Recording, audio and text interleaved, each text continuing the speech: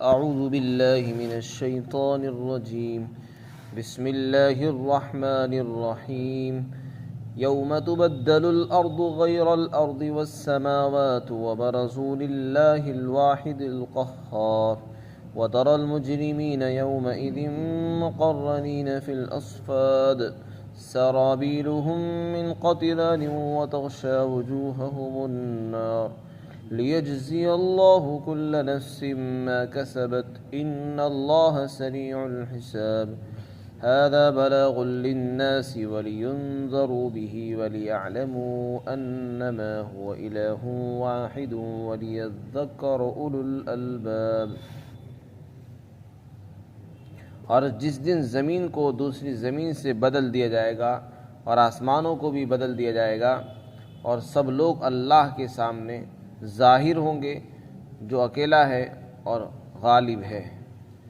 اور اے مخاطب تو اس دن مجرمین کو دیکھے گا اس حال میں کہ وہ زنجیروں کے اندر جکڑے ہوئے ہوں گے آپس میں، اور ان کا کرتا تارکول کا ہوگا اور ان کے چہروں پر آگ چھائی ہوئی ہوگی.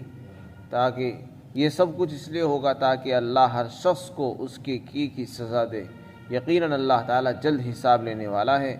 اور یہ پیغام ہے تمام انسانوں کے لیے، اور اس لیے پیغام ہے تاکہ ان کو خبردار کیا جائے اس کے ذریعے سے، اور تاکہ انہیں معلوم ہو جائے کہ یقیناً وہی اکیلا معبود برحق ہے، اور تاکہ عقل مند لوگ نصیحت اور عبرت حاصل کریں.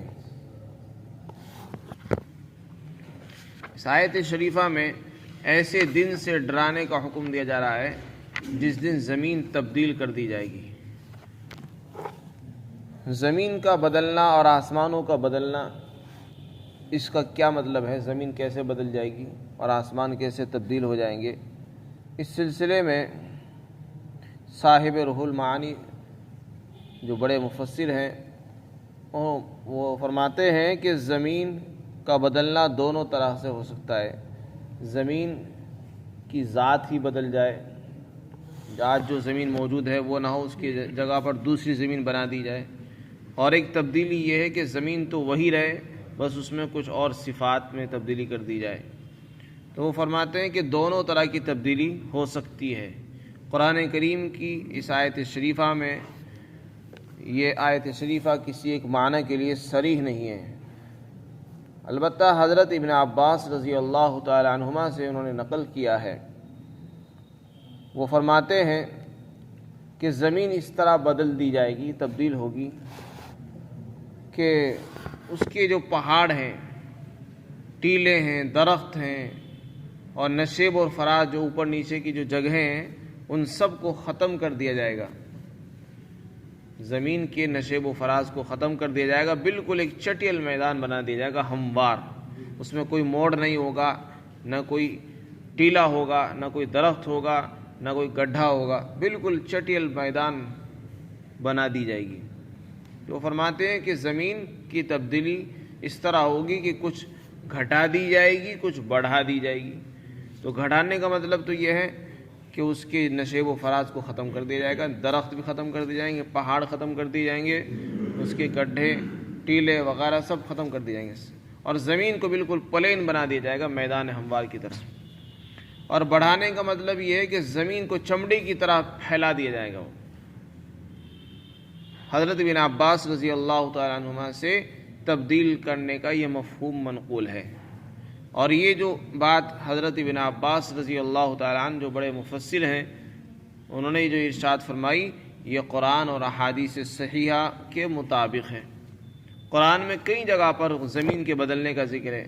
اذا السماء انشقت، اس وقت کو یاد کرو جب آسمان پھٹ جائے گا. وَإِذَا الْأَرْضُ مُدَّتْ، اور جب زمین کو پھیلا دیا جائے گا. قرآن میں جگہ جگہ ہے.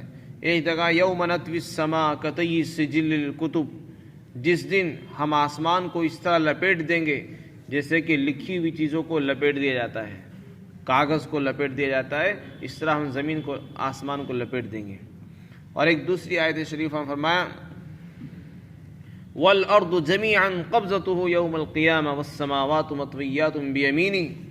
وہ قیامت کے دن ایسا دن ہوگا کہ جس دن زمین اللہ تعالیٰ کے قبضے میں ہوگی، اس کی مٹھی میں ہوں گی قیامت کے دن، اور آسمان وہ لپٹے ہوئے ہوں گے اللہ تعالیٰ کے دائیں ہاتھ میں۔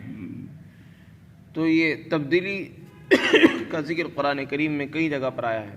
ایک جگہ فرمایا کہ اس دن آسمان جو ہے وہ بالکل تلچھٹ کی طرح، تیل کی تلچھٹ کی طرح ہوگا، اور پہاڑ روئی کے گالوں کی طرح ہوں گے۔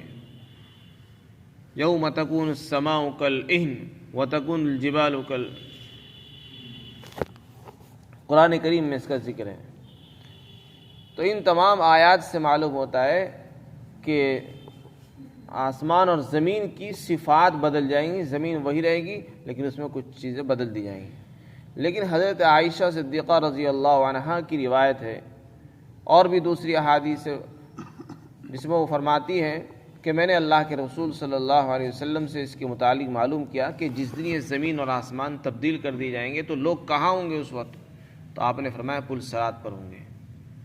اسی طرح حضرت ابن مسعود رضی اللہ عنہ سے منقول ہے کہ اس دن زمین چاندی کی طرح سفید ہوگی، اور چاندی کی طرح سفید بنا دی جائے گی، جس میں کوئی نشان نہیں ہوگا، نہ اس پہ کسی کا خون ہوگا، نہ اس پہ کسی نے کوئی گناہ کیا ہوگا، نہ کسی کا خون کیا ہوا ہوگا، ایسی بالکل صاف اور پاک زمین ہوگی۔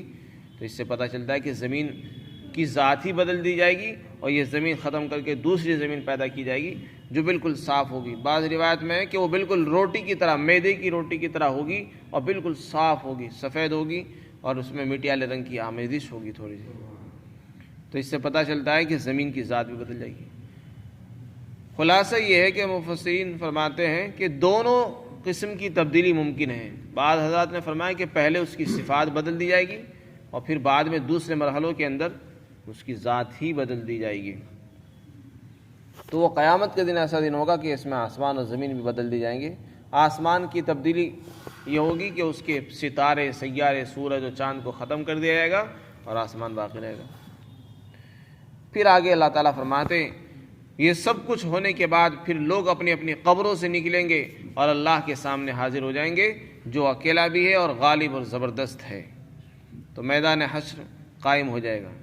اس دن مجرمین کی بدحالی کا ذکر فرمایا۔ اس دن مجرم کس قدر بدحال ہوں گے؟ اللہ فرماتے ہیں اس دن یہ جو مجرم ہوں گے، اس دن وہ زنجیروں میں آپس میں جگڑے ہوئے ہوں گے، کیونکہ وہ لوگ دنیا کے اندر کفر میں ایک دوسرے کے شریک تھے، معاون اور مددگار ہوتے تھے۔ ایک نے کفر کیا تو اس کے ساتھ دوسرا بھی کفر کرتا تھا، ایک کو دیکھا دیکھی دوسرے بھی گناہ کرتے تھے۔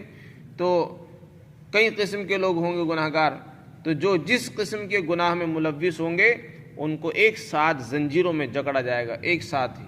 وہ اس لیے جکڑا جائے گا جیسے تم دنیا میں کفر ایک ساتھ کرتے تھے، گناہ مل کر کرتے تھے، آج تم کو سزا بھی اکٹھے دی جائے گی، اور سب کو زنجیروں میں آپس میں ایک ایک قسم کے لوگوں کو جکڑا دیا جائے گا۔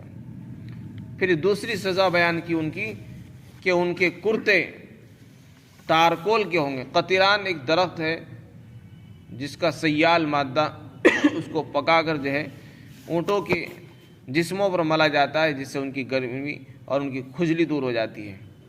تو اس کا ترجمہ لکھا قطران تارکول۔ یہ آگ بہت جلدی پکڑتا ہے قطران، تو مطلب یہ ہے کہ ان کو پہلے سے ہی گرمی ہوگی اور سزا مل رہی ہوگی، اور اوپر سے پھر ان کو قطران لپیٹ دیا جائے گا ان کے اوپر، تو اس کی جلن اور اس کی گرمی سے اور زیادہ وہ تکلیف میں مبتلا ہو جائیں گے۔ وَتَغْشَىٰ وُجُوهَهُمُ النَّارُ، اور ان کے چہروں پر آگ چھائی ہوئی ہوگی اور ڈھانپ رکھا ہوگا اس نے۔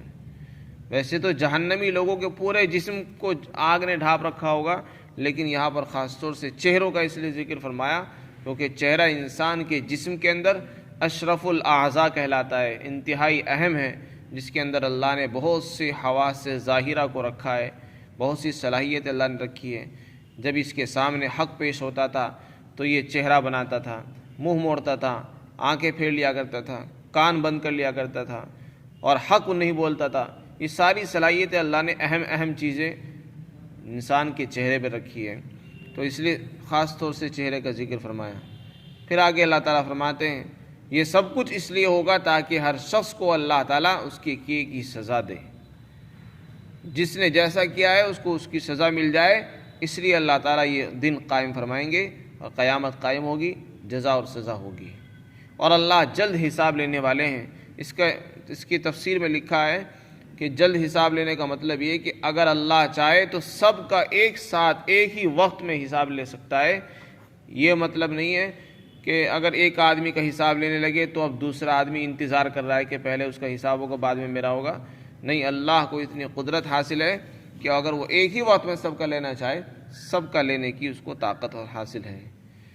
پھر آگے اللہ تعالیٰ سورت کی آخر آیت میں فرماتے ہیں یہ سب پیغام ہے، ساری انسانوں کے لیے، ساری انسانیت کے لیے پیغام ہے اللہ کی طرف سے۔ یہ جو بار بار قیامت کے ہولناک منظر اور جہنمیوں کی بدحالی اور اس دن کی تبدیلی کا جو ذکر فرمایا جا رہا ہے، یہ ایک پیغام دیا جا رہا ہے سارے انسانوں کو، تاکہ وہ ڈریں، خبردار ہو جائیں، سنبھل جائیں اور کفر و شرک سے توبہ کر کے اللہ کے سامنے جھکیں اور اللہ پر ایمان لے آئیں، اور انہیں پتہ چل جائے کہ حقیقی معبود تو بس ایک ہی ہے اور سب کچھ دھوکہ ہے، ایک ہی اللہ معبود ہے، اور اسی کی عبادت کرنے شروع کر دیں۔ اور جو لوگ عقل والے ہیں وہ عبرت اور نصیحت حاصل کریں، اپنے پچھلی قوموں کے واقعات سے، قرآن کریم کی نصیحت سے عبرت حاصل کریں، اور پچھلی قوموں کے جو واقعات ہیں ان سے بھی عبرت حاصل کر کے اپنی اصلاح کی فکر کریں اور آخرت کو سنوار لیں۔ اللہ تعالی ہم سب کو بھی عمل کی توفیق عطا فرمائے۔